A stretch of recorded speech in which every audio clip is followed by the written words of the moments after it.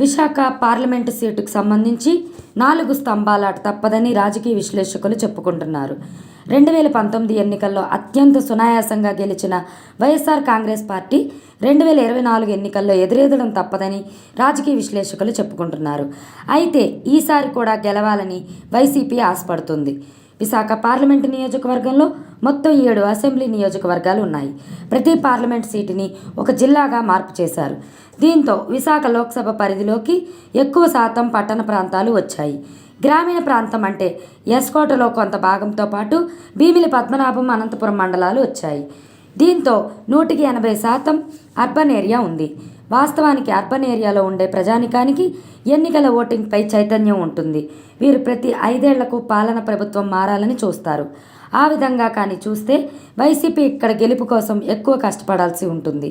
అక్షరాస్యత రేటు కూడా ఏకంగా 58% పైగా ఉంది.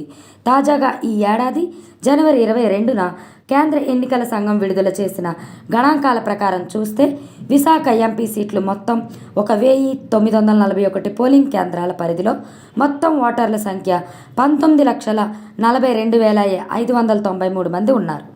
అంటే ఓటర్ల పరంగా చాలా ఎక్కువ మంది ఉన్నారు. వీరిలో పురుష ఓట్లు 9,60,101 మంది అయితే ఇక మహిళా ఓటర్లు 9,82,380 మంది ఉన్నారు. దీంతో పాటుగా 112 మంది థర్డ్ జెండర్ ఉన్నారు. 2019 ఎన్నికల్లో 2వ స్థానంలో తెలుగుదేశం పార్టీ, 3వ స్థానంలో జనసేన పార్టీ నిలిచాయి.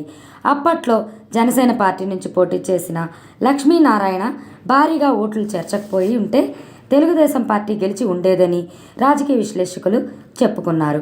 ఈసారి ఎన్నికల్లో 16,000కు పైగా ఓట్లు పెరిగాయి. ఇందులో ఎక్కువ శాతం 18 నుంచి 19 సంవత్సరాల మధ్య వయస్సు ఉన్నవారు ఎక్కువగా ఉన్నారు. వీరంతా ఈసారి ఎవరికి ఓటు వేస్తారా అనే చర్చ కొనసాగుతుంది. ఈసారి తెలుగుదేశం పార్టీ నుంచి భరత్ పోటీ చేస్తుండగా కాంగ్రెస్ పార్టీ కూడా ఈసారి విశాఖ ఎంపీ నుంచి పోటీ చేయాలని నిర్ణయించింది. విశాఖ ఎంపీగా దివంగత నేత డాక్టర్ వైఎస్ రాజశేఖర రెడ్డి తనయురాలు వైఎస్ షర్మిల పోటీ చేసే అవకాశాలు లేకపోలేదు. దీంతో పాటుగా విశాఖ ఎంపీ స్థానానికి బీజేపీ కూడా గట్టి పోటీని ఇవ్వనుంది.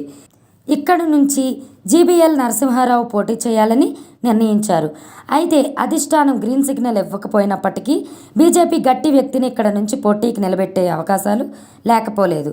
దీంతో విశాఖ పార్లమెంట్ స్థానానికి 4 స్తంభాలాట తప్పదని విశ్లేషకులు చెప్తున్నారు. అయితే మరోవైపు బీజేపీ, జనసేన, టీడీపీ కూటమి కలిస్తే వైఎస్ఆర్ కాంగ్రెస్ పార్టీకి సవాల్ అని అనుకుంటున్నారు.